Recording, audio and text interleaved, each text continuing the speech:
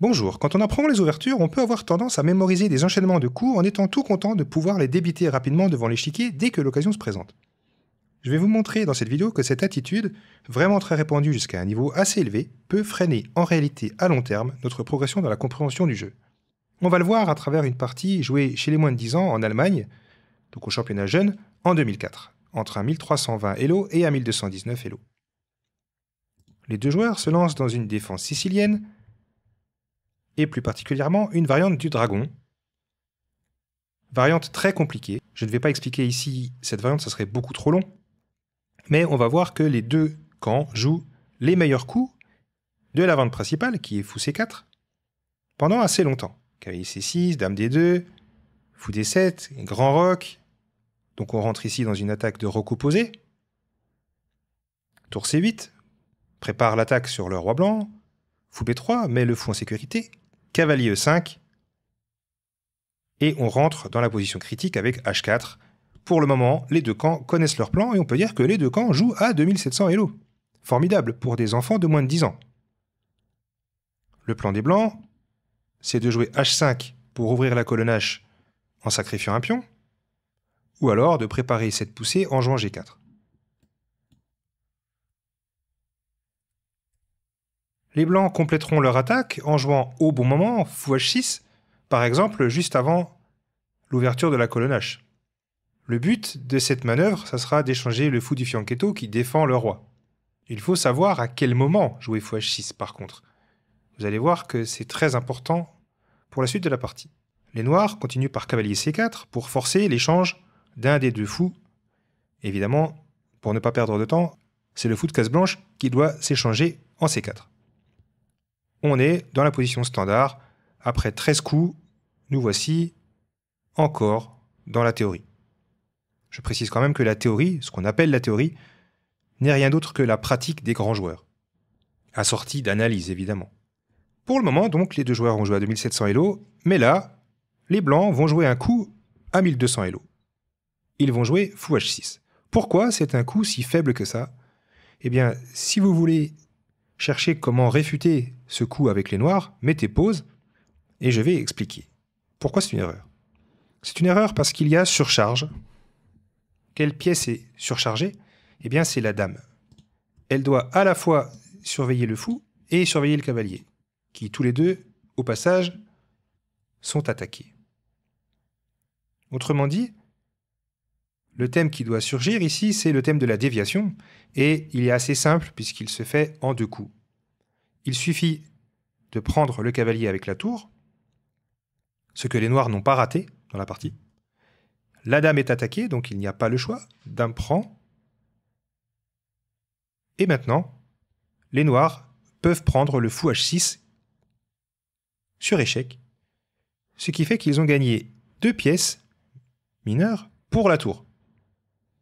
Les blancs, en plus, ont perdu des pièces qui normalement devaient participer à l'attaque du roi noir. Autrement dit, les noirs ont profité de l'ignorance totale des blancs dans cette ouverture.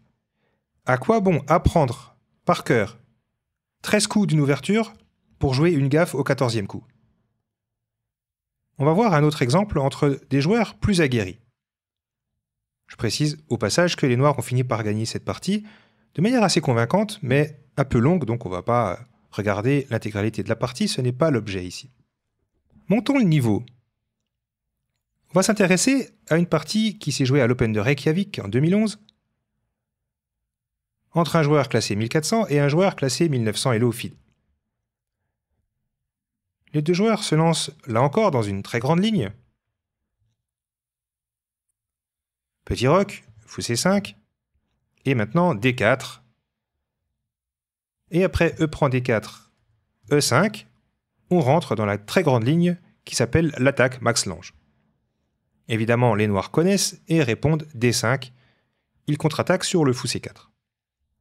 Les blancs prennent en F6 parce qu'ils ouvrent la colonne E en faisant ça, et après D prend C4, par conséquent, ils peuvent donner un échec en E1, ce qui force plus ou moins fou E6. Sinon, les noirs seraient déroqués. Pour le moment, là encore, ce sont les meilleurs coups.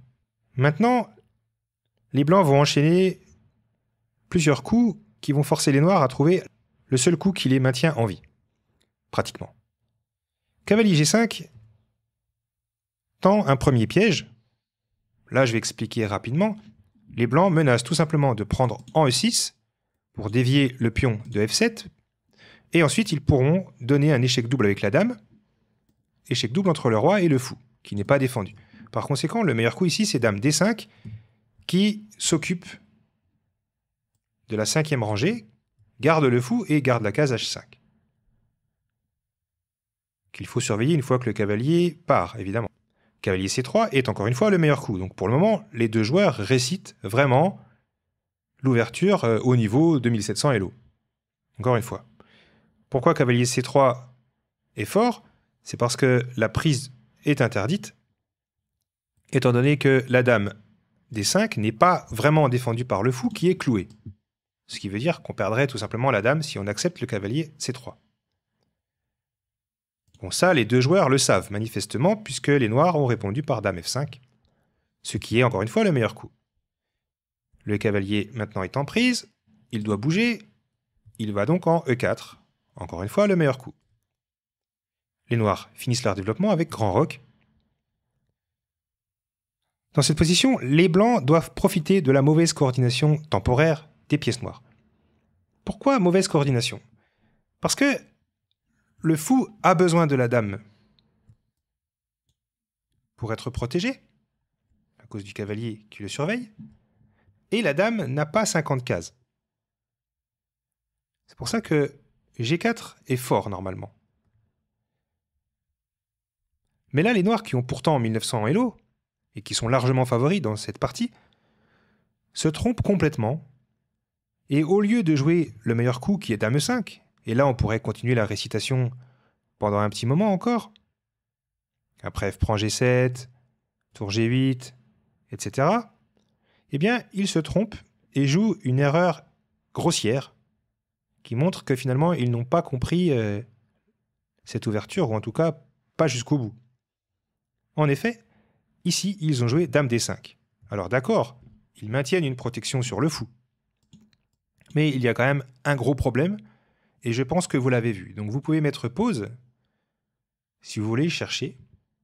Il y a un gain de matériel simple et déjà satisfaisant, mais on peut aussi aller plus loin et être plus gourmand. Allons-y. Quel est le gain matériel qui s'offre aux blancs? Je pense qu'à 1400, ici, aurait dû le voir. Eh bien, le coup qui gagne du matériel, c'est tout simplement la prise en G7, qui en plus est thématique dans l'attaque Max Lange. Il faut toujours calculer la prise en G7 pratiquement à chaque embranchement. Donc, F prend G7 aurait forcé la tour à bouger soit en G8, soit en E8. Le problème, c'est que dans les deux cas, après tour G8 par exemple, il y a une fourchette avec cavalier F6, qui gagne au moins une qualité. Je dis au moins parce que se pose aussi la question de la dame. Où va la dame noire? Il n'y a qu'une case, c'est la case D6.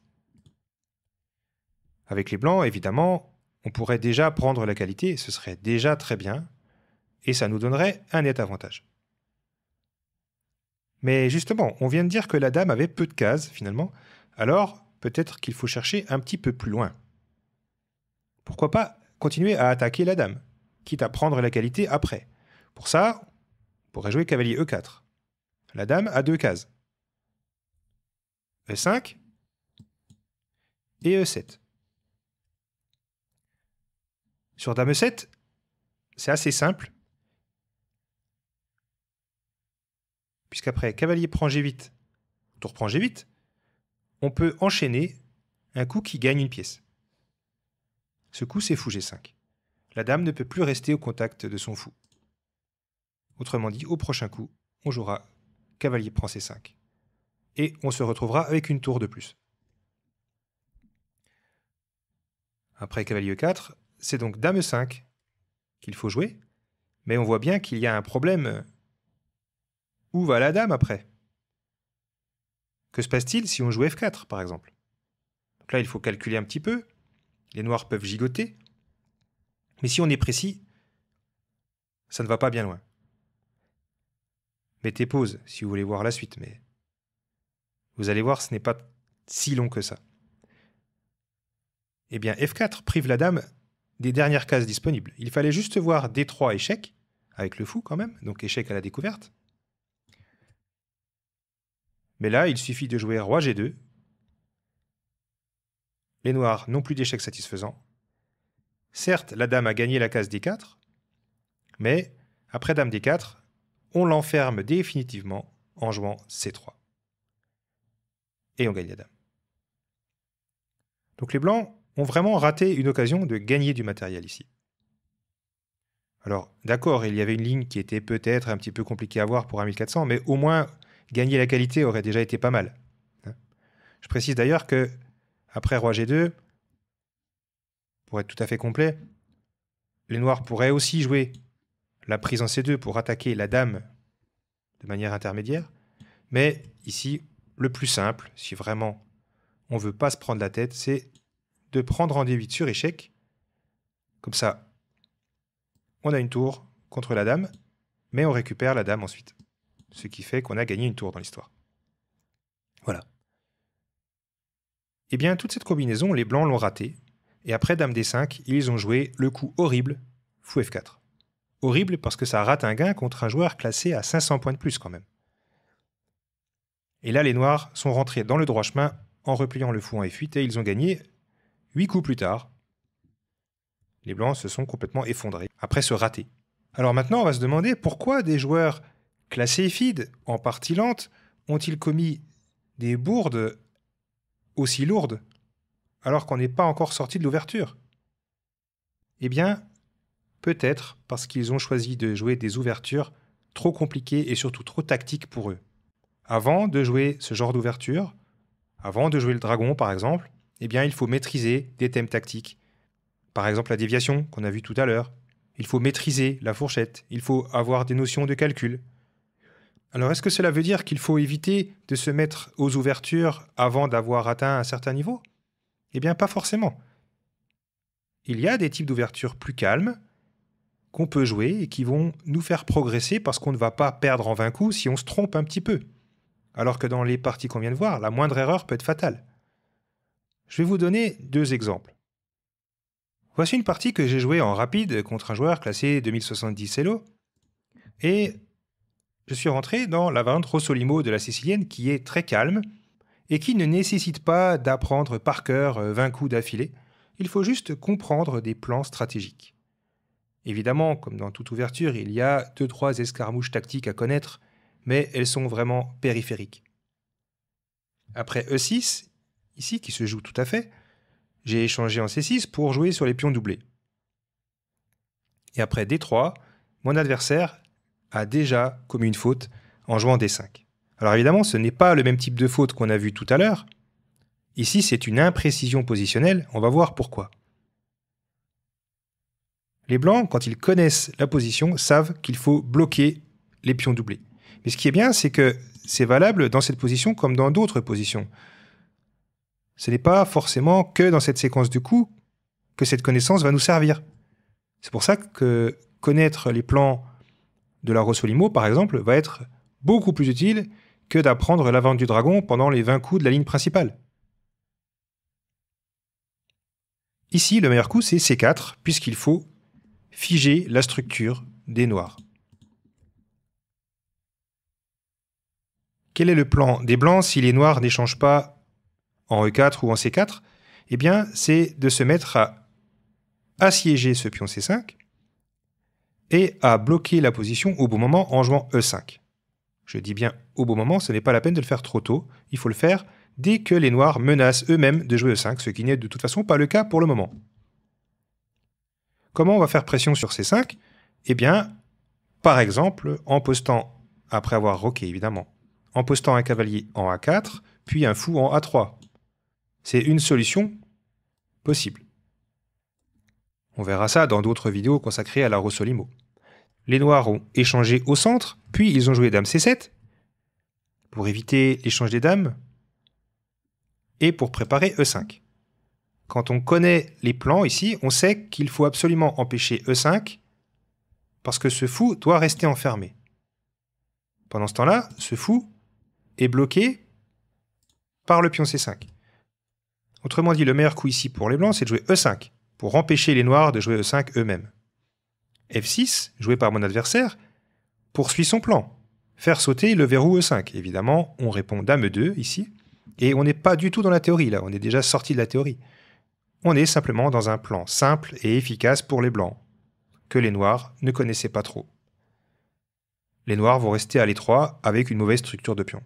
Fou D7, petit roc, grand roc, cavalier C3, on commence à se diriger vers le pion C5 qu'on veut assiéger, et déjà, les noirs sont face à de gros problèmes. S'ils jouent F5 pour fermer la position, eh bien, leur paire de fous est définitivement enterrée, et on pourra à loisir s'en prendre à ce pion C5 en jouant cavalier A4, B3, fou A3 ou même fou E3. Position très facile à jouer pour les blancs qui dominent de la tête et des épaules. Après cavalier C3, les noirs ont donc maintenu la position un petit peu ouverte en jouant cavalier E7, en tout cas maintenu des chances d'ouvrir la position.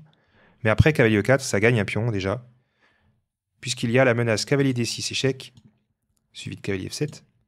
Et dans le même temps, on attaque C5 et F6. Il n'y a pas eu de coup spectaculaire joué dans cette partie, mais l'avantage des blancs est écrasant.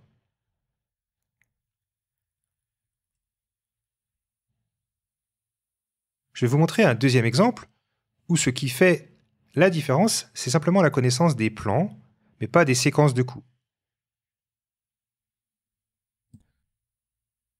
C'est une partie que j'ai jouée il y a un peu plus de 15 ans en équipe quand j'ai repris les échecs après une première pause de quelques années. Et justement, comme je n'étais plus très affûté au niveau des ouvertures, j'ai choisi la vente d'avance sur la défense française. Cette variante a la réputation d'être inoffensive, mais les plans sont assez simples à mémoriser et j'avais encore quelques souvenirs assez précis. Donc on rentre dans le jeu des noirs, qui est de faire pression sur D4, et les blancs, évidemment, protègent cette base importante qui est vraiment le pilier de toute leur position. Après fou D7, j'ai joué A3, vous allez voir pourquoi, parce qu'après Dame B6, le pion D4 se retrouve de plus en plus sous pression. Par conséquent, il faut être prêt à jouer B4 pour forcer le pion C5 à prendre une décision, ce qui allège la pression. Pour le moment, vous avez remarqué que le plan des blancs tourne entièrement autour de la défense du pion D4, et je compléterai même ça en disant autour des attaquants du pion D4. Il faut s'occuper des différents attaquants du pion D4. Et la cible la plus facile à chasser, c'est la dame. C'est pour ça que le cavalier est venu en C3, pour maintenant se rendre, après cavalier F5, en A4. Comme ça, au dernier moment, in extremis, le pion D4, qui était sérieusement sous pression, se retrouve soulagé. La dame est obligée de s'en aller. Le pion D4 respire, on peut donc compléter son développement tout en le surprotégeant. C'est pour ça que fou B2 est le plus précis ici. Et après tour C8, on joue tour C1, qui joue sur le clouage du cavalier, on menace directement B5, qui gagnerait une pièce. Autrement dit, on gagne un temps, et les noirs ont décidé de jouer A6 ici pour empêcher B5. Mais on va voir que ce coup est une concession positionnelle lourde de conséquences pour l'avenir. Cependant, c'était difficile de supporter la poussée B5. Maintenant que le pion D4 est consolidé définitivement, on peut le dire, les blancs peuvent enfin développer leur fou sur la meilleure diagonale, fou D3. Vous avez remarqué que dans cette partie, les noirs n'ont pour le moment jamais joué F6, qui est pourtant thématique. Et en voyant ça, je me suis dit peut-être que les noirs ne connaissent pas suffisamment les plans de la française et qu'ils jouent cette défense uniquement parce qu'elle a la réputation d'être solide. Mais une ouverture solide, si elle est jouée de manière passive, peut mal tourner. Fou E7, petit roc, évidemment, on respecte les principes du développement. Et maintenant, le cavalier s'installe en C5 et on se rend compte du problème de A6. À cause de la présence de ce pion, on ne peut plus, avec les noirs, jouer B6, parce que sinon, évidemment, le pion A6 tombe. Autrement dit, le cavalier C5 est très fort ici, tellement fort que mon adversaire ne l'a pas supporté et l'a échangé. Après fou prend C5, j'ai évidemment repris du pion D pour commencer à libérer la diagonale de ce fou, parce que si la position s'ouvre, je me retrouverai avec les deux fous braqués sur le roc. F6 est de plus en plus impossible ici, ce qui va permettre à l'attaque des blancs de prendre de l'ampleur. Il est déjà trop tard pour jouer F6 en réalité, puisqu'après F6, je pourrais échanger en F5 et prendre en D5 sur échec. Ce qui gagnerait déjà un pion, avec une bonne position par-dessus le marché, puisqu'il suffirait de prendre en F6 dans la foulée pour doubler les pions et détruire le roc. Si mon adversaire avait reculé en E7, avec le cavalier F, ça m'aurait permis de rentrer dans un thème très classique de cette ouverture, que je connaissais parce que je l'avais travaillé dans le passé. Si vous voulez chercher de quel thème il s'agit, mettez pause, mais je vous préviens, il faut un petit peu de calcul. Ce thème, il est basé sur le manque de défenseurs autour du roi noir et la présence d'un pion en E5 qui maintient les noirs à l'étroit. Il faut ajouter à cela la présence d'un fou sur, évidemment, la grande diagonale, un cavalier qui pourrait se joindre à l'attaque et la dame qui pourrait, elle aussi, se joindre à la fête si elle arrivait à venir en H5. N'oublions pas, dans tout ça, que la tour peut aussi coulisser au bon moment en C3. On a tous les ingrédients pour lancer le sacrifice thématique en H7.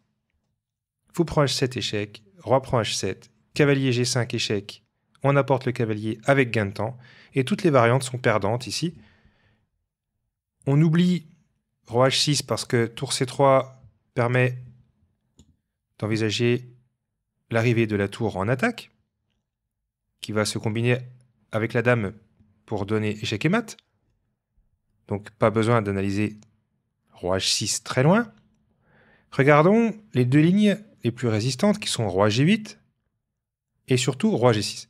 Roi G8 permet dame H5 et ça va se terminer assez rapidement. Après tour E8, sinon il y avait dame H7 mat.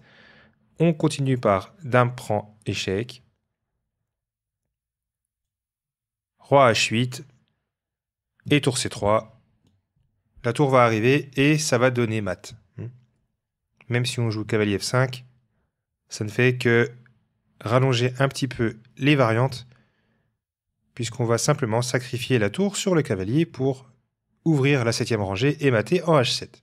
Après cavalier G5 échec, regardons pour finir roi G6. Parce que là aussi, il faut connaître le thème. Le thème, c'est dame G4, qui menace un échec à la découverte, qui gagnerait la dame au passage, et qui menacerait d'ailleurs aussi des mats sur G7 après. Ces menaces terribles ne peuvent pas être empêchées. En effet, si les noirs jouent F5, on n'a qu'à jouer la prise en passant, et ça renouvelle les menaces. Et si les noirs prennent en E5, on a le fou B2 qui veille au grain. Attention, évidemment, la dame est attaquée, donc ce n'est pas le moment de donner un échec à la découverte. Par contre, fou prend E5, gagne facilement, après dame prend E5 et l'échec à la découverte, mais cette fois en F3, qui va gagner la dame. Mon adversaire a vu cela ou a senti le danger et il a par conséquent joué cavalier CE7, mais ça permet aux blancs de prendre beaucoup d'espace avec G4 et d'enchaîner avec cavalier G5 qui crée une menace directe en H7. Donc là, vous voyez, sans jouer de coups extraordinaires, les blancs construisent leur attaque de manière décisive parce qu'ils connaissent les motifs, on appelle ça les patterns. Le pattern, c'est un motif dynamique qui est transposable d'une position à l'autre. Et tout l'enjeu, c'est de savoir quand est-ce que le pattern peut se réaliser et quand est-ce qu'il ne peut pas se réaliser. Après cavalier G5, les noirs sont pratiquement obligés de ramener un défenseur, cavalier G6, et tour E1 consolide tranquillement le centre et empêche F6 encore une fois. Donc là, avec les blancs, j'ai joué un petit peu imprécis. Après fou C6, j'ai joué F4. Une petite imprécision qui aurait permis aux noirs de jouer D4, mais même dans cette position-là, l'attaque des blancs était assez menaçante. Vous voyez, donc une petite imprécision qui n'a pas de grandes conséquences, contrairement aux parties qu'on a vues avant, où la moindre erreur peut être fatale. Parce qu'ici, on est dans une attaque qui est lente, qui est placée.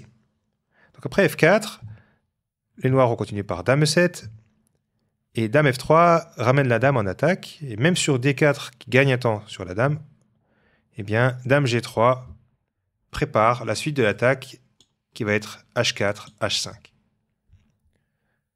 Donc la position devient difficile à tenir pour les noirs, puisqu'ils se prennent une marée de pions.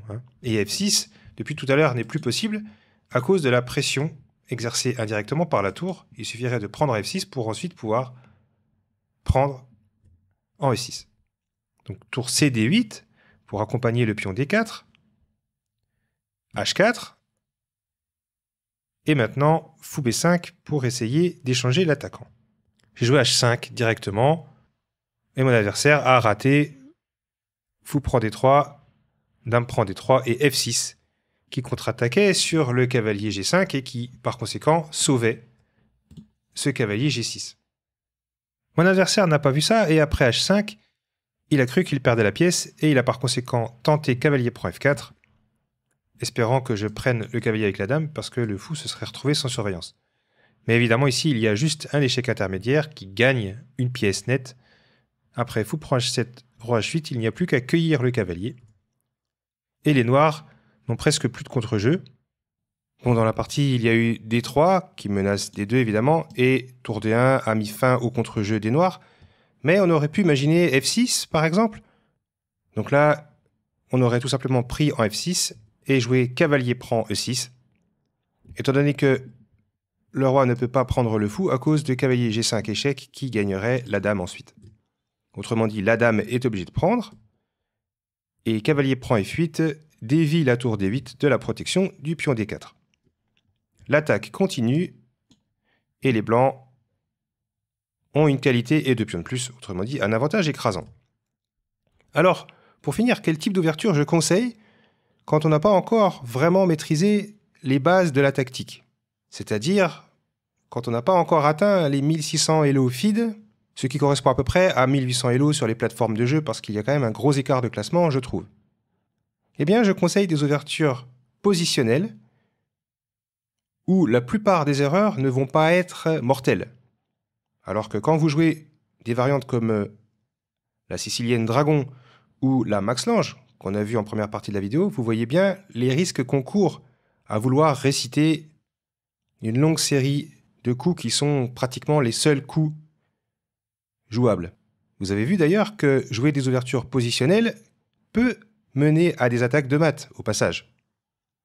Il suffit de connaître les motifs, c'est-à-dire les patterns, et non pas des séquences de coups pendant 20 coups d'affilée.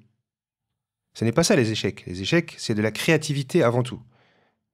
C'est la capacité à retrouver dans une situation donnée quelque chose qu'on a vu dans une autre situation.